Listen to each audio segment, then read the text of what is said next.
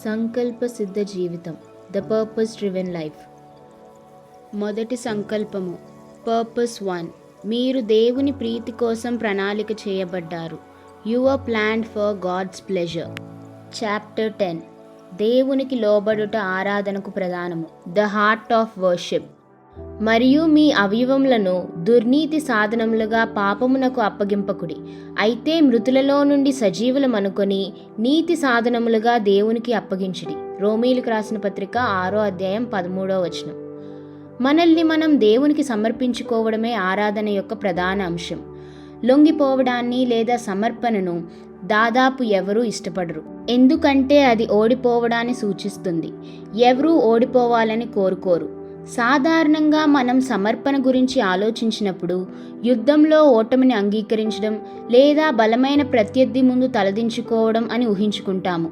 ఈ పదాన్ని నెగటివ్ సందర్భాల్లోనే ఎక్కువ ఉపయోగిస్తారు.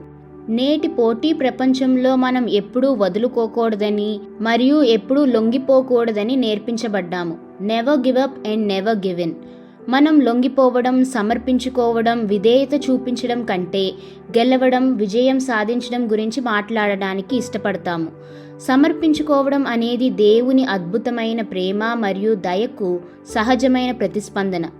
భయం లేదా విధితో కాదు, ప్రేమతో మనం ఆయనకు మనల్ని మనం అర్పించుకుంటాము. ఎందుకో తెలుసా? 1 యోహాను రాసిన పత్రిక 4వ అధ్యాయం 19వ వచనం. ఆయనే మొదట మనలను ప్రేమించెను గనక మనము ప్రేమించుచున్నాము. మనపై దేవుని అద్భుతమైన కృపను వివరించే రోమా పత్రికలో పౌలు మన జీవితాలను ఆరాధనలో దేవునికి పూర్తిగా అప్పగించమని 12వ అధ్యాయం 1వ వచనంలో కోరుతున్నాడు. కాబట్టి సహోదరులారా, పరిశుద్ధమును దేవునికి అనుకూలమునైన సజీవ యాగముగా మీ శరీరములను ఆయనకు సమర్పించుకొనుడని దేవుని వాత్సల్యమును బట్టి మిమ్మును బతిమాలుకొనుచున్నాను. ఇట్టి సేవ మీకు యుక్తమైనది. దేవునికి ఆనందాన్ని కలిగించే నిజమైన ఆరాధన మీరు పూర్తిగా దేవునికి మిమ్మల్ని మీరు సమర్పించుకున్నప్పుడు సాధ్యమవుతుంది. సమర్పణ అంటే యేసును ప్రభువుగా ప్రతిష్ఠించుకోవడం, మన సిలువను మనం ఎత్తుకోవడం, మనలోని స్వార్థం చనిపోవడం, పరిశుద్ధాత్మను ఆశ్రయించడం. దేవుడు మీ జీవిత మొత్తాన్ని కోరుకుంటున్నాడు. 95% సరిపోదు. దేవునికి మన పూర్తి సమర్పణను నిరోధించే 3 అడ్డంకులున్నాయి: భయం, గర్వం మరియు కలత చెందడం, కన్ఫ్యూజన్. విశ్వాసం అనేది సమర్పణకు అవసరమైన అంశం. మీరు దేవుడిని విశ్వసించకపోతే మీరు ఆయనకు మిమ్మల్ని సమర్పించుకోలేరు. అలాగే మీరు ఆయన గురించి బాగా తెలుసుకునే వరకు మీరు ఆయనను విశ్వసించలేరు. భయం మనల్ని సమర్పించుకోకుండా చేస్తుంది, కానీ ప్రేమలో భయం ఉండదు. అంతేకాదు, పరిపూర్ణ ప్రేమ భయమును వెళ్ళగొట్టును అని 1 యోహాను రాసిన పత్రిక 4వ అధ్యాయం 18వ వచనంలో వ్రాయబడి ఉన్నది.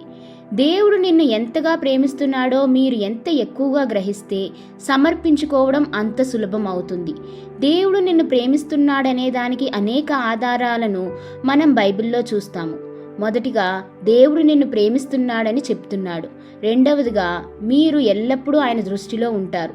మూడవది, ఆయన నీ జీవితంలోని ప్రతి వివరాల గురించి శ్రద్ధ వహిస్తాడు. నాలుగవది, ఆయన నీకు అన్ని రకాల ఆనందాలను ఆస్వాదించే సామర్థ్యాన్ని ఇచ్చాడు. 5, ఆయన నీ జీవితానికి మంచి ప్రణాళికలను కలిగి ఉన్నాడు. 6, ఆయన నిన్ను క్షమిస్తాడు. మరియు ఆఖరిగా, ఆయన నీతో ప్రేమగా, ఓపికగా ఉంటాడు. దేవుడు నువ్వు ఊహించిన దానికంటే అనంతంగా నిన్ను ప్రేమిస్తాడు. రోమీయులకు రాసిన పత్రిక 5వ అధ్యాయం 8వ వచనం.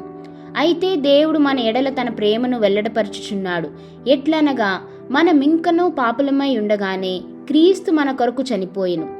దేవునికి నువ్వు ఎంత ముఖ్యమైన వాడివో, ముఖ్యమైన దానివో తెలుసుకోవాలంటే సిలువపై చేతులు చాచి ఉన్న క్రీస్తు వైపు చూడండి. ఆయన ఇలా చెప్తున్నాడు: నేను నిన్ను ఇంతగా ప్రేమిస్తున్నాను. నువ్వు లేకుండా జీవించడం కంటే చనిపోవడమే నాకు ఇష్టం. దేవుడికి సమర్పించుకోవడం వల్ల స్వాతంత్రం వస్తుందే తప్ప దాసత్వంలోకి ప్రవేశించడం కానే కాదని తెలుసుకోవాలి.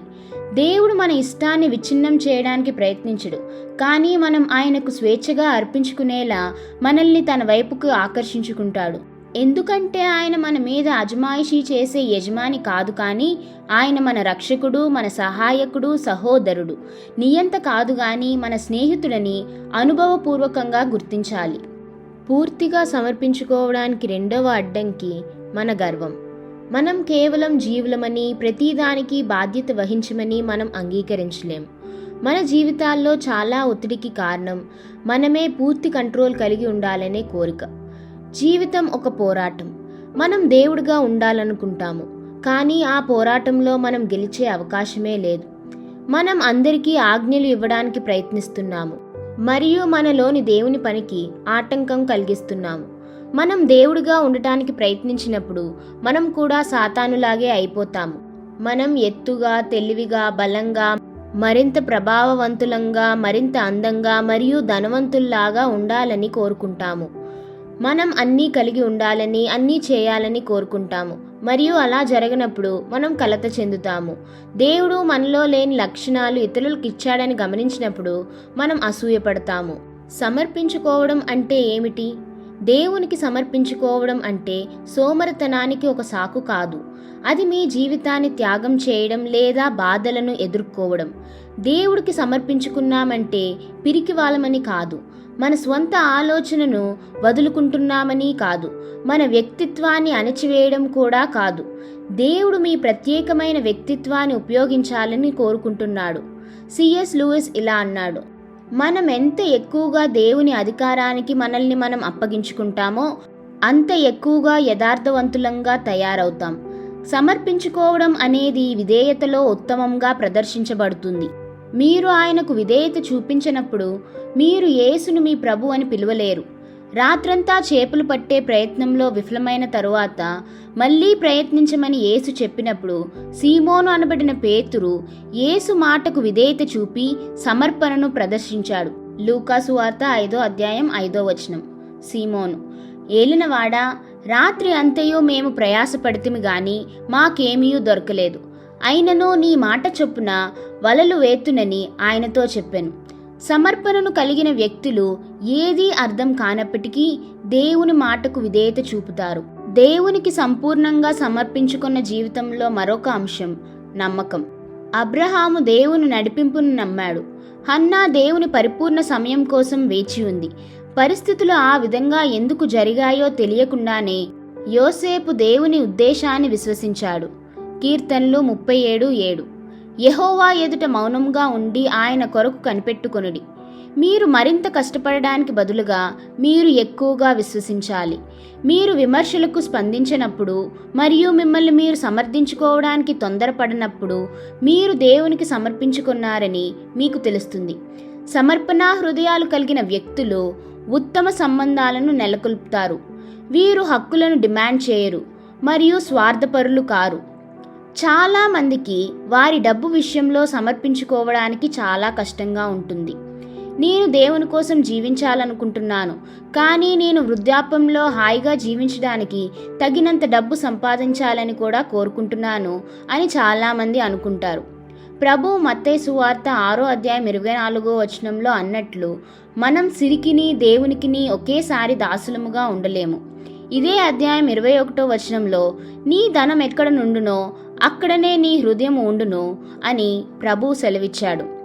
తనను తాను సమర్పించుకున్న వారిలో మన ఎదుట ఉన్న సర్వోన్నత ఉదాహరణ యేసుక్రీస్తే. మార్కు సువార్త 14వ అధ్యాయం 36వ వచనం. నాయనా తండ్రి, నీకు సమస్తము సాధ్యము. ఈ గిన్నె నా యొద్ద నుండి తొలగించుము. అయినను నా ఇష్ట ప్రకారం కాదు, నీ చిత్త ప్రకారమే కానిమ్ము అనెను. యేసు దేవా, ఈ బాధను తీసివేయగలిగితే దయచేసి అలా చేయి అని ప్రార్థించలేదు. బదులుగా ఆయన, దేవా, ఈ బాధను తొలగించడం నీ చిత్తమైతే దయచేసి అలా చేయమని ప్రార్థించాడు. నిజమైన సమర్పణ ఇలా చెప్తుంది: తండ్రి, ఈ సమస్య, బాధ, అనారోగ్యం లేదా పరిస్థితి నా జీవితంలో లేదా మరొకరి జీవితంలో మీ ఉద్దేశాన్ని మరియు కీర్తిని నెరవేర్చడానికి అవసరమైతే దయచేసి దానిని తీసివేయవద్దు. సమర్పించుకోవడం కష్టమైన పని. అది మనం మన స్వార్థపూరిత స్వభావంపై చేసే తీవ్రమైన యుద్ధం.